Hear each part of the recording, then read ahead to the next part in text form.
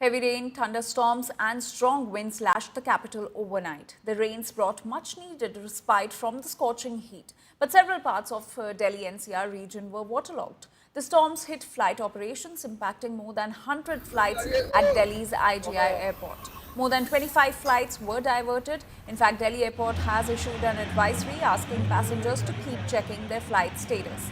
Severe waterlogging was witnessed in Delhi's Moti Bagh area, where a car was found submerged at the Minto Bridge, which is prone to waterlogging after spells of intense rainfall.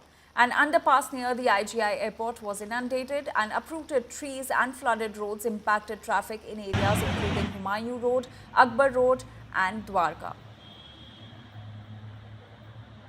As red alert pursued in the Delhi and NCR, what we see the situation just hours of spell rain and all over there is a flood logging situation in the low-lying areas. I'm here in Gautam Budh Nagar, actually the areas that divides Gautam Budh Nagar and Ghaziabad, and few hours of the rain splashed out and we see clearly the low-lying areas are getting submerged. However, water has also started receded gradually, but if you see the low-lying areas in certain areas where still we see the areas which are inundated, waterlogging, and clearly if you are going to work, of course being Sunday, mostly people will be staying at home, but largely if you're planning to go out, take stock of the situation, as whether the Met Department has issued an alert for this entire belt, northern India, particularly Delhi and NCR, that there will be constantly rain and still we see totally clouded sky. These are the images from Gautam Budh Nagar, the greater Noida West, and still we see the splash of rain all in this area. Of course, this has also dipped the temperature,